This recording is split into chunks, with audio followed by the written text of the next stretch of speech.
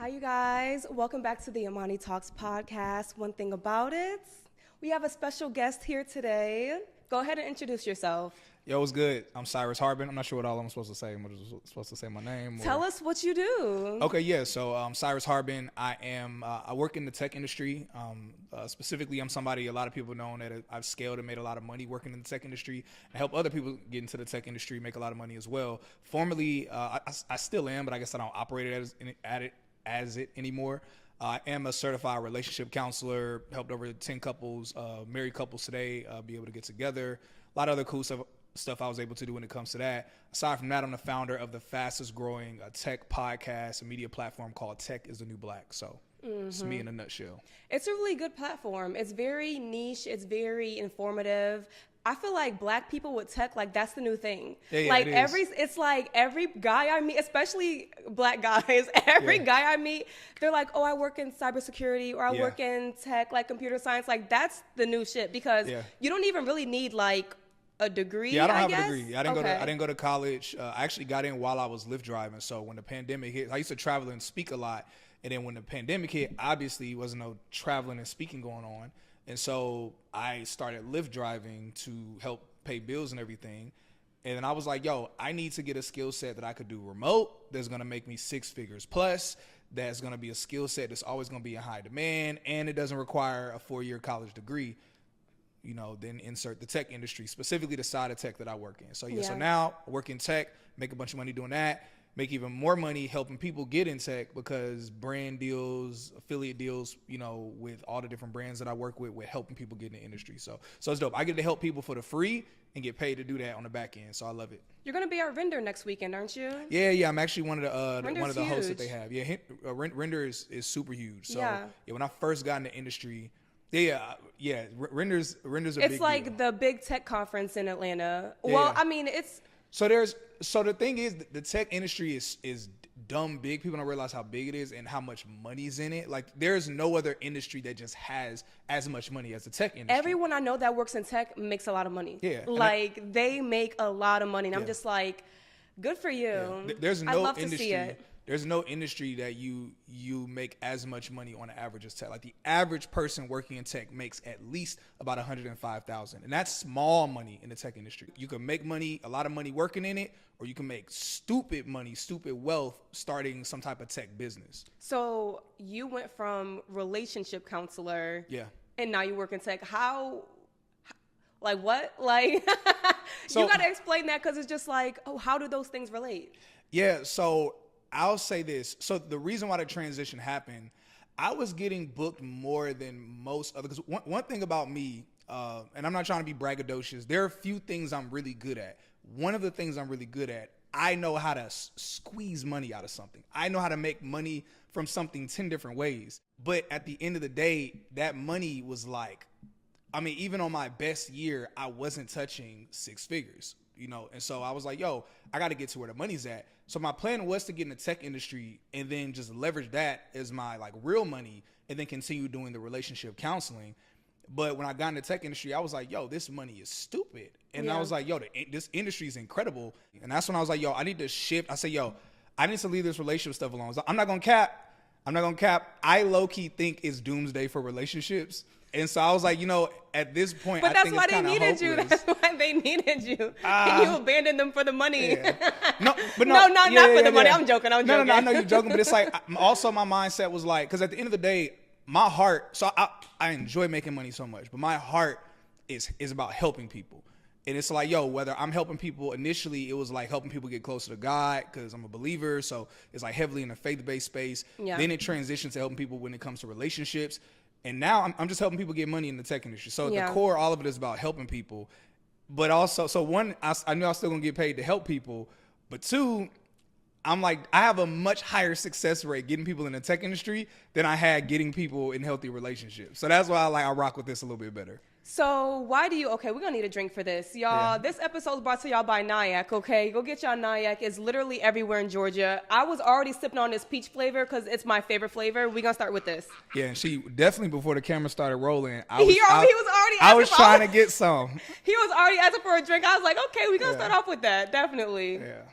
Thank you. Appreciate you. No problem. Pour mine up here. This crap is really freaking good, honestly. I don't even drink dark. This is the only dark I'll drink. Oh, this smells good. It smells good, right? Cheers. Because we're going to talk relationships today. Because I got a real relationship therapist expert with me right here, okay? You said that relationships, like, it's doomsday for them. Yeah. Why do you feel like that? Because I'll after I let you explain, I'm gonna explain. But why do you feel like that, coming from like the expert side? So specifically on the western part of the world, which as us being in the United States, we are Western. I would also say the same thing for Canadian. Shout out to all my Canadian peoples. And eventually it's going to trickle down to South America as well. It's already trickling down to South America. So we already know all of the things all of the banter that's being put out there about what's happening today in relationships. We know about the data and statistics. By 2030, 50% of women are going to be single and childless. And anybody knows the data or statistics when it comes to like celibacy amongst men, where there's never been a time in history recorded where there have ever been more men under the age of 35 that are celibate, but it's not by choice. It's because they're not getting women. A lot of incels. Yeah, a lot of that is going on. On the rise. Yeah, but when I think about stats like that, I'd be like, how do people get stats like that? Like, how do we know that never before have men been getting less sex? Sorry. Like, who are they telling this to? Who's asking these questions? Their doctors? I mean. Yeah, well, some of them are surveys, but a lot of it, and this is where it all ties into technology, a lot of this is information that you're able to extrapolate from tech. So even, for example, if we take like lower condom sales or something?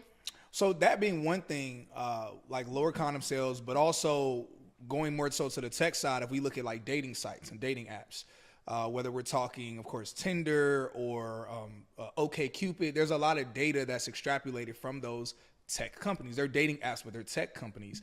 And the data that they're pulling from is that 80% of women and this is across all dating apps, 80% of women on dating apps only want somewhere between 10 to 20% of men that are on the apps. And so like, that's just like, so all of the women are going after those dudes. And the thing is, that's not just on the apps reflect society as a whole.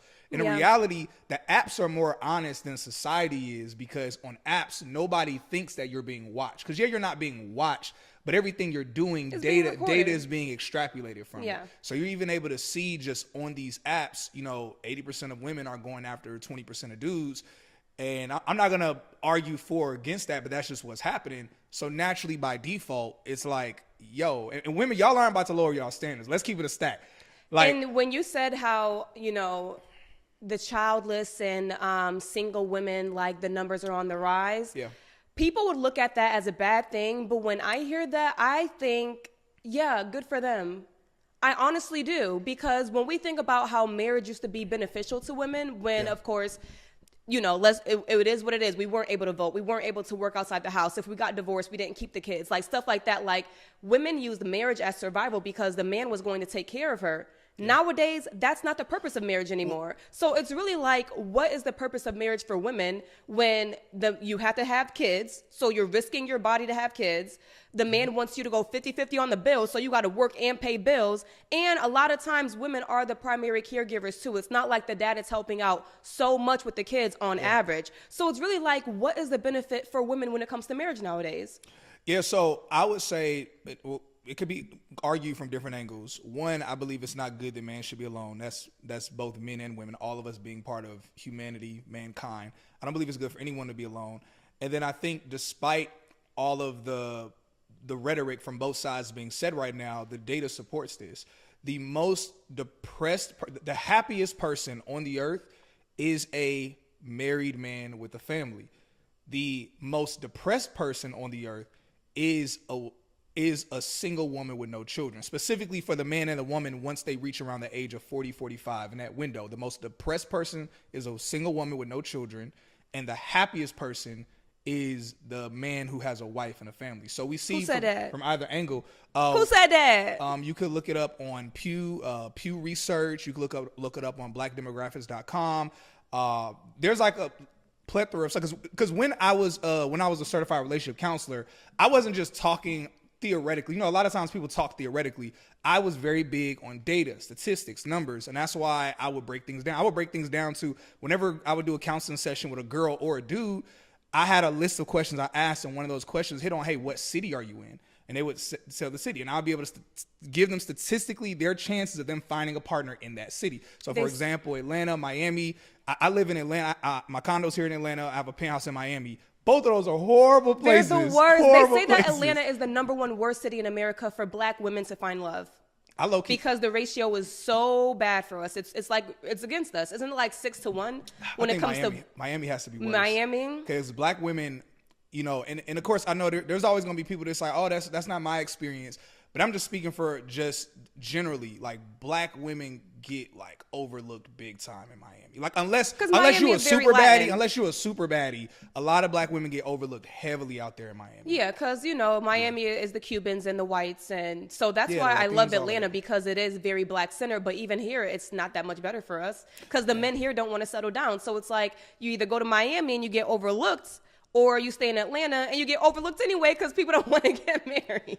Yeah, I kind of understand why most of the men here don't want to settle down. So I want to be clear.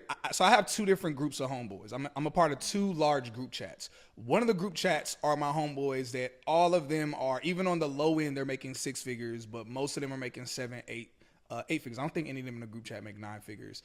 Not in that group chat, but then those homeboys, they're having fun. They're like kids in candy stores when it comes to How old are they? All of them are between 25 and 30. I think I might be the oldest in the group. I'm 33. So, I guess 33 years old. So between that window. Then I have another guys group where they're more of, all of them are making 6 figures. A couple are making 7 figures that are in the group. And most of them just started making 6 figures, mainly because I've been helping my niggas get in the tech industry. But that being said, they're more of like my God-fearing homeboys. Most of them, all of them, like, believe in marriage, believe in all of those certain values and cues. Most of them are like really, really like striving for celibacy, being traditional, like that type of stuff. Yeah. And it's like, even they have a tough time finding like quality women, whereas the other homeboys, they don't have a tough time finding women to do what they want. They just don't care. They're in their 20s. They don't care to. Yeah, they're like, when you're that young and you're making what you say is a lot of money, like, I probably wouldn't get married if I was them, right? But, you know, I feel like guys don't really think about marriage until they're like in their 30s anyway. Well, no, so most of my homeboys that are married all got married in their early 20s. Really? The ones that are still married to this day. So I don't believe. So there's one notion where people say, like, you know, you got to get it out of your system. That's BS. Like, we know that when you create a habit, you just make that habit more in your system. So I personally believe it's better for people to get married younger. Obviously, I'm not an example of that, so I guess I'm a hypocrite in my own statement, but just speaking real, I believe it is better for people to get married younger. I mean, look at all throughout history, even our parents, our grandparents and great-grandparents, and before that, they all got married younger. One of the issues we have today is that we think everything should be perfect. We think, we gotta make this much. The person has to be on my level. It has to be this, has to be that. People have to check all these boxes. Whereas back in the day, they were like, yo, if I like you, I'm attracted to you. My family likes you. We like each other. We'll figure this thing out. Like, even if we ain't got that much money, we'll get together, because your money and my money together is better than no money. And it's like, yo, we'll figure this thing out. And so, but today, we don't want to figure stuff out. Today, it's like, it has to feel perfect top to bottom, which that's not going to happen. Yo, for everybody who is listening and you're thinking that you're interested in a career in tech sales, I suggest you check out Course Careers. Course Careers is a tech boot camp that you can do entirely from home. It's entirely virtual and it's self-paced. So that means you can knock it out in as early as 2 weeks or even take a few months if you need to. Now, the really cool thing about Course Careers is that they're actually partnered with multiple tech companies that are hiring their students right after finishing the program. The great thing about Course Careers is that with those partnerships, they're able to guarantee you jobs with some of their partner companies. Now, beyond that alone, the other cool thing we want to tell you about them is that Course Careers is actually only $500. That's it, nothing more, nothing less. But since we partner with Course Careers, they're offering our audience a discount of $50 off that already low price. So make sure you use our discount link that we have below, so that way you can take advantage of that $50 off that already low price. Do Course Careers at your own pace and let us know what job you end up getting from it. And one thing I say is you're never going to get anyone that checks all your boxes off. So if you have 10 boxes, you'd be lucky to find someone who checks off 7. Like 7 out of 10 is damn near perfect nowadays. But there are just so many instances to where people won't even check off 3 or 4. And when you get to that level, it's like, that's when you start settling. Now, and I feel like I don't feel like a lot of people settle nowadays to be married. I just feel like marriage just looks a lot different. I mean, of course, our great-grandparents and our grandparents were getting married younger, but marriage looked a lot different back then. Like, this is totally a different mindset for most people, because I agree with you when you say, like, man should not be alone and all that stuff, and that's 100%. Like, the Bible says a man who finds a wife has found a good thing. Yeah, but when you say that, you know, the happiest person is a married man with kids, I have to think, like, yeah, I'm sure they are married. Like, they have someone that they have sex. They have someone that's taking care of their kids. I mean, they have a servant, because a wife is a servant. Yeah, definitely. So it's just a good wife is. No, yeah. So I mean, of course, why wouldn't you be married? You have a living maid, someone that's having sex with you, a caretaker, a cook. You should be happy. What you got to complain about? Yeah, and likewise for the wife, it's like all of the benefits she has, where she like with her having that man there in the household, she automatically has a protector that's there. She doesn't have to wait to call the police or call someone if something happens. She automatically has a provider, whether she's working her own, she's a whole boss babe, whatever she wants to be. Either way, she has something to fall back on. All the weight isn't on her shoulders. That's one of the reasons why today there are more women on antidepressants than ever before, because there's so much on y'all's shoulders that God did not build to put on y'all's shoulders. And so, like, us being uniquely different, created for different abilities, I believe 100% that it's totally fine. I mean, even, you know, Proverbs 31 talks about this. Totally fine for a woman to be enterprise and have her own thing, but it's not okay for all of the weight to be her on her shoulders. Yeah. It should be more of a luxury for a woman to work, not a necessity. And that's one of the issues that's happening today, is that it's now a necessity. That right there has turned marriage and relationships completely on its head. Yeah. The fact that women are now required to be the ones that contribute, because I think I just saw numbers, like I was looking something up, and it was saying that when women contribute to the household, I'm reading a book about it. When women contribute to the household, and like nowadays, their money is, if it's not matching their husband's money, it's exceeding their husband's money for the money coming into the household. So I'll just be like, when the woman, it seems to be like the primary caregiver and the one that's like bringing home the bacon, you know, so to speak, that's just like that.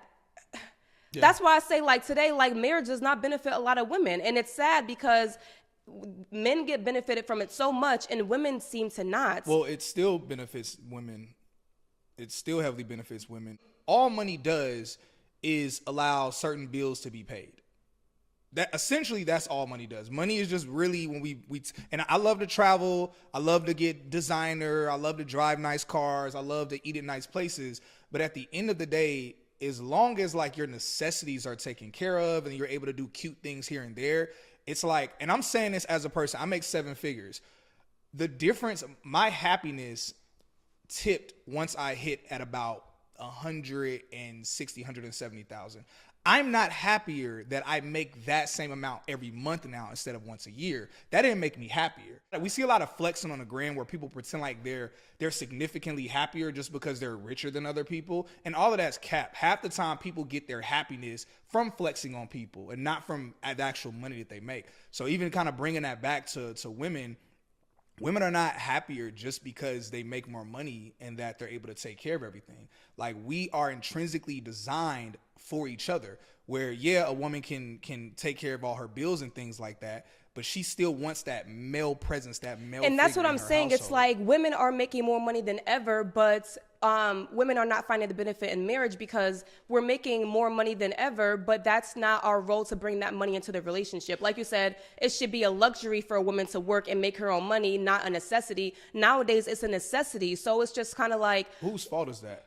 That's the man's fault. I feel like the economy is so bad to where people in general don't make the money that they want to make. The average American is not making the money that they want to make to reach that threshold. Like you said, once you reach a threshold, more money doesn't make you happier. That's true. Yeah. But under the threshold, you're stressed. So you got to reach that threshold first to even be like, okay, this money is improving my life. People are not even reaching the threshold to where they have the money to improve their life. So the economy, I feel like, what we're seeing is, because on average people are making less than 50K a year or right at 50K a year, the average man is looking at that like, well, shoot, like I'm struggling to even make ends meet for myself. So if I bring in a partner or if I'm living with somebody, why does she get the right to not pay the bills? Or, like that's how men are looking at it. You know how all that happened, how all of this happened and came into play? How? So all of it goes back to the feminist movement. I knew you were going to say that. The feminist movement had the agenda that they just wanted women out of the household. They wanted to prove that women were just as capable, if not more capable than men. The government had the benefit. Well, I'm not even going to get into the government because we're starting to see stuff spiral out now what the government is doing. But companies had the benefit of what? Now we have twice the workforce, the labor force that are now applying and competing for these jobs. Now they have double the people that want to do a job so they can pay a little bit less. But then that mic is not going to let you be great. Yeah, but on the flip side, y'all got to get it together. But on the flip side, what else happens? Now you have twice the income generated in the economy. When you have twice the money that's in the economy, circulating in the economy, now you have at least double the purchasing power. So now what happens is now companies, instead of there just being one person in the house that's working, now you have two people or you have two separate people. Now you have double the people coming to buy products from your company. The whole movement to separate men and women, husband and wives, it was an agenda from both the feminist movement at the time, the government, and companies. Companies saw dollar signs. The feminist movement, they saw a certain level of freedom and sexual liberation to do what they want to do and go against God and go against the patriarchy. The government saw a certain level of power that once now you've emasculated men and separated them, and now you have, you over empower women. Because I believe in women empowerment, but you over empower women. You make women feel like they're better than men in every single way. Women are definitely better than men in some ways, but it's like you made them feel like they're better than men in every single way. Now women despise men. They look down on men. Now women's standards get ridiculously high to where now no men or very few men meet their standards. Are going to measure up. Yeah, and then guess the men who do measure up, they're kids in the candy store. All of this was something that jacked things up. But no, when we trickle and we say that, like, hey, women have to work today. Yeah, they had to work because women asked to work. Men didn't ask women to work. Women for years were saying, give us the opportunity to work. And again, I don't blame women. I blame the movements behind it that manipulated women to feel like they had to do this. And then women, after some time drank the Kool-Aid, men did not do enough job saying no. Eventually, men started thinking, dang, maybe we are sexist for not letting our women work. Maybe we should let them work. Okay, maybe we should march with them and say, yeah, women should work. But what does that trickle to? Now it's trickled to women making as much, or in some cases more than the men, and the women feel like, I despise these men. And it's like, well, yeah, but it all started from that. I was literally on my TikTok live just the other day, and people were asking me, they were like, do you believe in like traditional like gender roles when it comes to, because they were asking me, do you want to get married? And I was like, yeah. And they were like, do you believe in like traditional husband, wife? And I was just like, honestly, I think that people don't, they see me and they don't think that, regardless, my beliefs are really more conservative than people think about me. Yeah. So I really do believe that there are roles because one person cannot do everything. One person Definitely. cannot be mom and dad. One person cannot be provider and caregiver. That's why there are two of us. So I do believe in like traditional gender roles because I believe in the mom being the one taking care of the kids, and all she has to worry about is having her home be the best home possible, because when you're raising kids, you're raising people. You're going to raise the people that are making policies, the people that are running our country. Yeah. And when you are that focused person that take care of the kids, somebody gotta nurture the household with the money. Like somebody has to go out and make the money, and that's the dad's role. So I really do believe in traditional gender roles because nobody can do it all. Women don't see the value in being a stay-at-home mom or in motherhood anymore. Personally, me, I'm not someone that is children-minded whatsoever, but for the average woman that gets married or whatever, they don't see the value in what their role actually is anymore. Women now see being a stay-at-home mom or just being in the house as, oh, I don't want to do this. Like, I want to go out and... They see it as boring. They see it as boring. They see it as less than. They see it as less than their husband's role. But being a mom is not less than. Being a mom is more important than whatever your husband is doing outside the house, because you are raising the next generation. Yeah. I think all of us have we've lost duty. Men don't want the duty of the responsibility of taking care of the one whole house. woman Like, they could take care of everything. When you making money, you could take care of this crib, that crib. You could take care of multiple cribs. So I get how dudes can do that now. Before I was making the money I make now, I was like, what? I was like, that dude's paying for that girl, her apartment. At the time, I didn't get it. Now I can get it. I'm like, oh, I mean, because you have the money now. I have two cribs now, and I'm like, oh, this is easy. But a lot of guys don't have the money now, and that's why they are not wanting to do that. I feel like the incel movement is so big because the average man doesn't have $50K a year, even, and they can't even fathom taking care of someone else while they're making that amount of money. They're just like, wait, what? Let me say something controversial. Say it. Because I usually try to stray from controversial things, but I'm going to get a little spicy. Maybe it's the drink. That got me a little spicy right now. A man making $50,000 is not the equivalent of a woman making $50,000. The reason why is because a man who's making $50,000, if he's going to date women, pursue women, even if he's dating, let's just say he's dating two women at the same time, or getting to know, not relationship. He's getting to know two women at the same time. And let's say he's going out with each of these women once a week, which is pretty modest to go out once a week. The average cost for a meal on a date night that a man has to spend in Atlanta, you can look this up. The average cost for a meal of a date night is roughly $225. It might have gone up or gone down because last time I looked that up was about a year and a half ago. No, that seems accurate. Let's keep it at a smooth, just to average it out. Let's keep it at a smooth $250 a date. He's doing 2 of those dates a week. That's $500 a week. That's $2,000 a month. In a year, that's $24,000. So now the man who's making $50,000 a year before taxes, he's only making $26,000 a year. Let's reverse that. The woman who's making $50,000 a year, if she's gonna go out all of those dates, she keeps her $50,000. Yeah. The complaint that men don't have enough money, it's not really as much that. It's just those men just can't really date and pursue a woman unless they're making a crap ton of money, not with the demands that are placed on men today. I'm so glad that you brought that up too, because one of my main talking points I really want to get into today is that I really feel, and I made a whole video about this that, did some numbers and people were mad at it, but women really understood what I was saying. The average man today is jealous of the average woman today because of the money.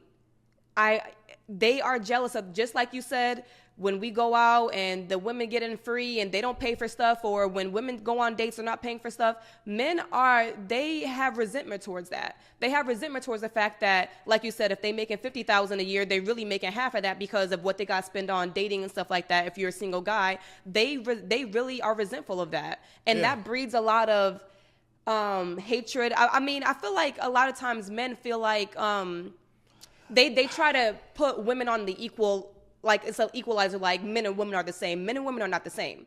Men have never been crying for equality. Until today. Yeah, but then, okay. But that's what I'm saying. It was the first step. Okay, like I'm not arguing with you that it was the feminist movement and the government and everything. That sounds correct. Like yeah. But because of that, the result of that is women are making the money and they don't see men's money as a necessity, or they are able to go out and just live a more privileged lifestyle with their own money, because like you said, they're not spending it on things like when they go out and dates and stuff like that. And right now, here we are right in today, like present, men are resentful of that. And because they are just seeing women as, okay, well, now we're equal with the money and y'all wanted that. Were women resentful when it was the other way around? Yeah, they were. Okay. So would you say the same way? So I do believe that there obviously, like, there are a lot of incels. There are a lot of men today that are very angry. Let's say that the type of man that we were just talking about, where he's resentful, or he's standing at the back of the line at a club. He's trying to get his date into the club, but there's a $100 skip the line cover for him and his date in order to do that. And then he sees one of my homeboys and myself walk by, and or a few of my homeboys and myself, and it's a bunch of like homegirls and stuff with us, and then he sees us walk by and we all skip the line and just get right inside. I kind of understand how he could be like, dang, like that's unfair. But not even so much in that, sorry to cut you off, not even so much in that scenario. More specifically, it's a single guy waiting in the line at the club and he has to pay $100 to get in, but then it's, oh, women are free. That's more of the specific I'm talking about, because they see where women have, little petty stuff like that. Like, they're like, I got to pay 100 to get in and she don't. What's the difference between me and her? It's just like, you think you're the same as a woman? So this is what we get. And, like, what's going on here? And I think this is important for men to hear this. And again, I'm going to be very clear. For anybody that knows me, even though I don't talk about a lot of relationship content on my page anymore, if you know me, you know I'm not no simp. I'm not no Derrick Jackson. I'm none of that, but I call it what it is. Double standards exist. I love that double standards exist. They should exist. There are fundamental differences between men and women. And with the way that the world is working now, they want us to believe that men and women are the same and they can do the same things. No, they cannot. Yeah, they can't. That is our core problem, is that we are so conditioned now to think that men and women can do the same thing. We are two different types of individuals. We have different roles, and each of our separate roles are important. And when we start to merge and say that both of us can do the same thing, that's why everybody depressed, everybody's single, everybody this and that, because one person cannot have both roles. Like, that's where it all boils down to. Like, we are fundamentally different, biologically, mentally, the way we handle things, what we should be doing in the world are two different things. Yeah, I agree. I agree 100%. But generally speaking, it's not even about if we can do the same things. It's about the outcome.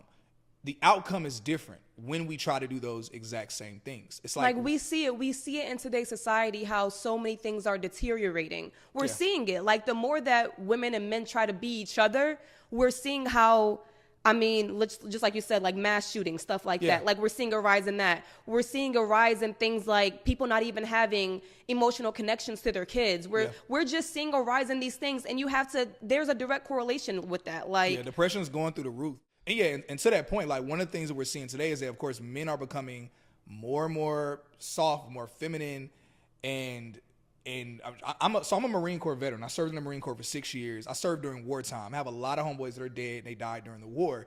And even I saw towards the end of my contract in the Marine Corps, I even saw the Marine Corps, the hardest, roughest, toughest branch there is, where you're not even allowed to put your hands in your pockets and walk in the winter. You could be somewhere in the ice caps, and you can't walk with your hands in your pockets because it makes you look soft. That type of, like, unnecessarily hard type of stuff. I even saw the Marine Corps getting softer and softer because of certain legislative things that are coming down the pipeline, meant to, and I'm not even gonna say the reason why, but at the end of the day, what it's doing is, again, weakening men and over empowering women, basically swinging the pendulum way too far.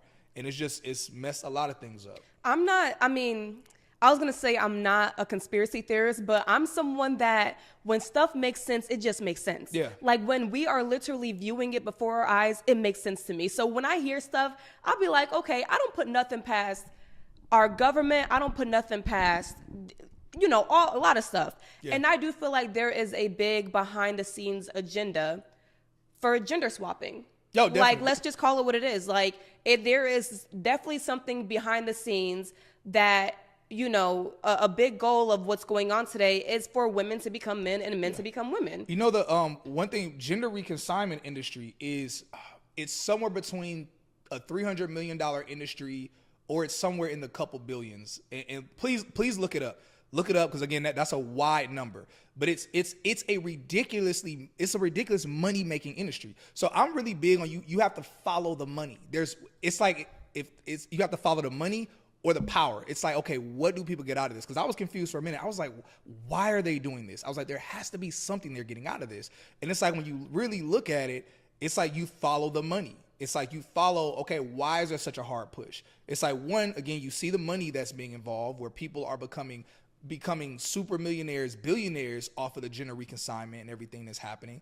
And then two, you're also, again, you're creating more of a power dynamic for the government and those that are in power. Because when you weaken men, because men are the defense system, when you weaken men and you manipulate women, now the government and the powers that be can do whatever it is that they want to do. And these aren't weird, like you mentioned, like, these aren't weird conspiracies. No, they're not far-fetched. Like, these are things we're seeing. Literally look up how much the gender reconsignment industry makes, like what it's valued at. So there's a lot of money involved in it. There's a lot of power involved in it. You look at any time in history where a nation or a government has wanted to have power, one of the first things they would do was weaken or remove weapons from the men. That was the first thing Germany did before the Nazis specifically came after the Jews and the Gypsies. first, one of the things they implemented was they took away guns and they took away like weapons. And I'm not advocating for guns and stuff like that, even though I'm a Marine and I have a whole lot of guns in my crib. Might have one on me, but y'all ain't got to worry about that. But it's like everyone should have a gun on you. You should have one on you. You have one of the things on you. But it's like at the end of the day, it was about weakening the men before we come in and we take everything over. Not saying that we're about to get put in concentration camps, but at the end of the day, them having more power and more money, it benefits them. And then if we really, really want to talk, another reason why men who are at the tip top, I'm nowhere near the tip top. Like you talking about making at least like $500 million plus, like those types of dudes in those rooms behind the scenes, those types of people, none of the things that are affecting us today are affecting them. No. Are you kidding me? Yo, so for everybody who's listening right now and you're thinking, man, I really want to do what Cyrus Guest is doing to be in tech. Or maybe you've been thinking for a minute, man, I want to be a sales engineer like Cyrus. What can I do to become a sales engineer? Well, I actually want to recommend to you Careerist Bootcamp, which isn't just the bootcamp that I've done and many of my friends and family members have done to break into tech, but they also offer a variety of other roles aside from sales engineering. That being roles like different types of tech sales jobs, including SDR, BDR, account executive, but also something that's in really high demand right now, QA automation, as well as QA tester. Y'all, Careerist Bootcamp, aside from these variety of courses, they have an amazing program that assists you with helping you get a job in tech. With their program, they have two different versions of it. One of it actually aggregates different jobs and companies that are hiring specifically for the role that you did within their course. And that way you're able to just synchronize and go through and apply to each of those roles yourselves. But also they have an automated version of that also within their JAS program, or JAS, Job Application Service Program. The reason why I made a separate video to talk about them is because they made a lot of updates in their program, including hiring a crap ton of more mentors and coaches to be able to assist their graduates with being able to get a job, being able to interview better, essentially giving them all of the tools that they need to be able to break into this dope industry. Apart from that, they've also made some adjustments and tweaks within their classes and courses, providing more assistance, having more instructors, ultimately being able to service each of their students better. Careerist actually allows our audience to get a $300 discount on top of every sale they have going on. So if you go to their site right now and they have a sale going on, if you use our link, you will still get a $300 discount on top of any sale that they have going on all the time.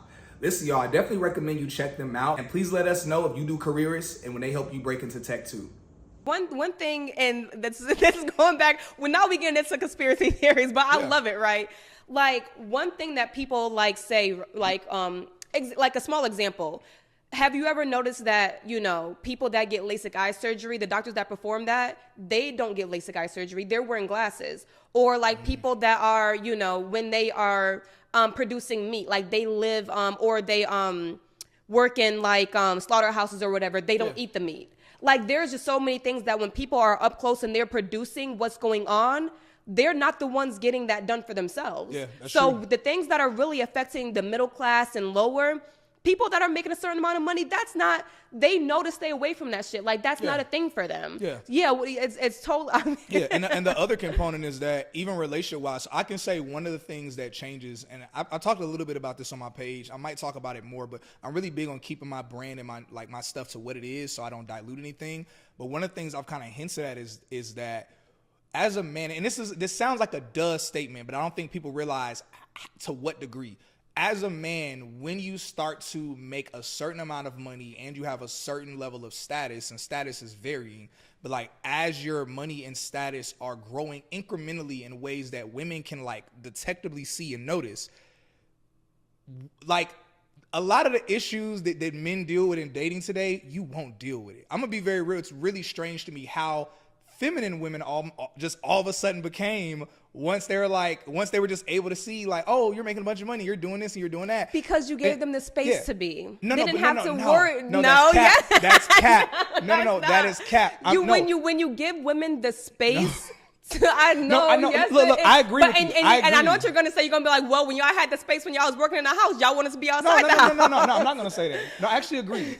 I agree. So I want you to say it again. I'm going to tell you why I agree, but I'm going to tell you in what aspects I disagree. Okay. So I want to make sure, because I was talking over you. I want you to say that again. When you give the women space to be feminine, when you are taking care of what needs to be taken care of, they will be that way. When people call women these days masculine, it's because, well, damn near you have to be, because what are you doing for me? When you give women the space to do that, that's what they're going to be, because that is our true nature. Yeah, so I love it, and I do agree 100%. One aspect I don't fully agree with it on is that at the end of the day, men who have wives or have a woman in their life, like when they have a woman that's taking care of things, by default, those men end up making more money. A married man, on average, married men versus non-married men, the married men make more. They end up making significantly more money. And that's because when a man doesn't have to focus on feminine attributes, he can focus on masculine. I have a belief system that instead of men trying to find the perfect baddie just head to toe, it's like, yo, if you find a woman that is conventionally cute, it's like, yo, if you want her to work out, to maybe have like a better body, if she's willing to work out, yo, train with her, work out with her, encourage her to work out. When I used to hear men complaining about, man, you can't trust none of these women, they like this, they like that, I was like, man, even when I was gonna say broke, but I was making average income. Even when I was average, I was like, most of the women I've dated have actually been pretty dope. Like, most of them were pretty great women. I was like, oh, y'all niggas don't know how to vet. Like, y'all just, oh, she a baddie, she got an attitude. Exactly. It's like, because like we said in the beginning, you're not going to find someone that has everything. A lot of men do prioritize the looks. And then a perfect example is Cyrus. Have you seen what's going on with him with his divorce from his most recent ex-wife or whatever? Oh, so are you talking about, I hate to divulge into skin complexion, but you talking about his light skin? I think her name was Kristen or something. It was something else, but she was light skinned. Yeah. She was like racially ambiguous. I was actually at their crib. I was at his mansion like 2 months before the divorce happened. Yeah. It was very weird. You could tell he was about to divorce her because he was praising her. It was like a lot of people there, and he was praising her, but it was kind of like that weird praising, like the obligatory, oh, I got to praise my wife because everybody's here and I got to say something cute. Yeah. It was really strange. But no, what's performance. Yeah, but what's going on with that? He was just, recently just saying, we're going through this divorce and we've been together, like 5 years, I think he was saying that they were married. Yeah. And he was just like, just to find out that it was all like an act on her part. Like she was like acting, like it was all transactional. It was all for the money. And I'm just like, well, when you pick a woman for her looks, and then she picks you for the money, that's very transactional to me. I mean, you're picking her for the looks, you're getting her looks in her body or whatever, and she's getting your money. So you want us to, sob with you, and you're giving us a sob story, but you can't really blame her. It seems like on your part, it might have been transactional too. I mean, we all give and take things from relationships. I mean, no one gets into a relationship without taking advantage, of course. Yeah. Like you're always going to pull something from every relationship, but men want us to feel so bad for them when the perfect 10 Instagram baddie that they married turns out to just be someone that was with them for the money. It's just like, you were with her for the looks, so don't cry to us. Well, so men by default are going to first and foremost want a woman for her looks. They're going to be attracted to a woman for her looks. 100. You're going to approach the woman that you feel like is pretty to you. Now they're the unicorn men that make up less than 1%, like the unicorns that know the woman could not be pretty and they could like her based off emotion and connection, but that's extremely rare. First of all, that's completely false, because you're not going to walk up to somebody because of their inner beauty. You don't know their inner beauty yet. I'm talking about when you walk up to someone. Friends. I'm talking about those, and again, those are rare. But yeah, whenever a dude is approaching a woman, the first thing is because she looks so physically attractive. And on the reversal, the first thing, generally speaking, for the majority of women when they're looking at a dude, now women, y'all look at more layers than men do. On surface level, no one's wrong for being attracted or desiring these surface level things. But when we peel back the onion and the layers and the communication and the consistency, that can't be the only thing. That's the first thing, and that's what generally people will value, of course, but it definitely cannot be the only thing. No, it definitely can't be. Because looks don't raise kids, and him being tall don't protect the house either. I mean, the number one factor when I used to do counseling sessions, the number one factor that I saw that people would overlook was the person's friends group. And so there are way too many dudes out here. I'm gonna keep it a stack. There are too many of y'all marrying women or in long-term relationships, engagements, whatever, with women, where you look at all of their friends, none of their friends are wife material, and or none of their friends are in any long-term relationships, engagements, or marriage. Like men, we will literally get to know the girl and see her friends and be like, oh, they for the streets, I don't care, whatever. No, Playboy, if our friends are for the streets, it's like what are the odds of her not being for the streets or eventually she being like that? But it's like, ladies, y'all got to start asking y'all girlfriend, what about his homeboys? Not so you can date his homeboys. Y'all say that, but like, no, what are his homeboys like? Are any of them in long-term relationships, engaged, or marriage? Your circle says a lot about you. Period. Your circle says a lot about you. Look at a person's family to know who raised them in their history, but you look at people's friends to know who they are and who they're becoming in their future. 100%. And people overlook that way too often. Yeah. We're going to close on this note. We're going to play a couple Would You Rather. Okay. We're going to do a couple Would You Rather, okay? Okay. Okay. Oh, I'm going to need another drink for this. Okay, yeah, you are, because you've been... I'm getting sober over here. Not sober. If y'all ever see me when I go live, you know I always got a drink in my hand when I'm going live. Really? Yeah, I'll be having to like stop midway because I'll be getting a little too... I don't know what, like I literally, when I drink, I start talking about God a lot. So people be like, why this nigga tipsy? He's that's how you know, like, you're starting I'm like, oh man, God love us so much. Oh my gosh, that's so funny. Okay, so when it comes to Would You Rather, dating edition. Yeah. Would you rather go on dating apps to find someone or let your friends set you up on a blind date? Dating apps. What? By far. Oh my. You don't trust your friends? That means you really don't trust your friends. There's no way you prefer a dating app. I trust my homeboys through and through. I definitely trust my homeboys. I'm not going to cap. So first off, dating apps? First off, I'm the tech nigga, so I got a little bit of a proclivity towards technology. But the reason why I would say that is because there are a lot of, and this is bad on my part. My homeboys, especially like my more godly group of homeboys, they're quality top to bottom. First off, they wouldn't bring a woman that's not a baddie because they don't care how much we love God. They all still like beautiful, gorgeous women, and they get beautiful, gorgeous women. So I wouldn't be worried about that, and I wouldn't be worried that the woman is quality or a good woman. It's more so that, and I hate that it's like this because this is a good thing, but it's more so that if the relationship doesn't work out or something goes wrong or whatever, I don't like the notion of it being somebody that's in such close proximity to my homeboys. But again, that's just a preference. The other reason why is because dating apps are, I'm going to sound real bad. What? Dating apps are what? Please. Yeah, take a sip and then say it. Look. I need to take a sip too. Dating apps are what? Please. So I'm not the most humble person in the world. But I promise, this is going to make me sound more arrogant than what it is. I'm just saying what it is. Dating apps are like shooting fish in a barrel when you're the type of dude the women want.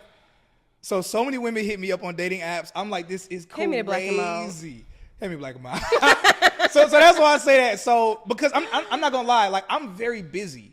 So the whole idea of just meeting one woman, I don't know anything about her. I can't see anything. So you're taking advantage of the ratio against women. Of technology. You're taking advantage. No. This is what I'm doing. The women, they have so few options of men on those dating apps that are of quality and that check those boxes. I don't see how people. I'm just doing my due diligence to help them. You know what? Another option. You know what? I literally don't see how people really be like, oh yeah, I've been on Bumble or I've been on Tinder for this amount of years. I tried Bumble, I think maybe once or twice in my life, and both times I could not stand to be on there for more than a month. And I think a month is generous. I think it was really like a couple weeks. When a woman's like, even I was just like, oh my, what the fuck? What the heck is this? I heard dudes are weird on dating apps. Yeah. I've heard they're weird, and I've heard that it's very rare do you see the type of dude that you like on a dating app. What has been your experience? Let me flip it around, ask you a question. What's been your experience with that? In my 2 times that I've tried dating apps, right, cumulatively maybe 6 weeks, I went on 4 dates. 3 of them were physically not my type. Why'd you go on the dates? Because you don't... Were they catfish? One of them just straight up was a catfish. Like, one of them was way lighter in person than his pictures appeared to be. Like, his pictures looked like he could be like maybe like a mixed black person or whatever. In person, I was like, you're a white guy. I was like, oh, and then another guy, he didn't have his height. I'm not looking for height, but he was shorter than me. You don't care about dude's height? I don't, but you got to be taller than me. And I'm not dude's height. Okay, but come on now, he can't be short. Because a lot of girls will be like, oh no, he got to be at least 6 feet. He don't got to be at least 6 feet. Yeah. He's got to be taller than me. You know what my thing is? If I feel like I can take you, I can't date you. Oh yeah. Oh, so yeah. you're a If I thug, feel like I can like wrestle you and I might win. Yeah, I can't. That's I don't funny. know. And, Like, and again, there is nothing wrong with that. Again, for any of the fellas that are like, well, dang man, I'm 5'7", I'm 5'8", what am I supposed to do? Get in tech, and you can actually pay for some height transformation surgery, so you can be taller. It's never that serious. So, fellas, get in tech, get your bag up, get that height transformation surgery, and don't let no woman judge you for getting it, because we ain't judging them for their makeup. At least most of the time, we not. Shake my head. Last question. We gonna wrap it up. Okay, cool. When it comes to helping people, right? Would you rather work in tech helping people, or go back to relationship therapy? Think about the need in the world today. If I could, I'm trying to do the fake cry voice. No, so if I didn't believe relationships were doomed, and I think they're doomed. I think they're more doomed than people even realize, because stuff happening with technology that's about to, the same way what social media has done to relationships, where it's exposed regular pretty girl next door to a lifestyle of a billionaire and has made her say, I deserve that lifestyle. And it's exposed the good dude at home who's making decent money to these women that are super enhanced from the doctor, from their parents giving them good genetics, and from them working out and eating healthy. And those dudes thinking, I deserve a woman that looks that good. You know, I deserve 5 women at the same time, whatever. The same way social media has done that, there are some things that are coming down the pipeline with technology that is going to ruin relationships even more. I honestly think it's hopeless. I truly believe it's hopeless.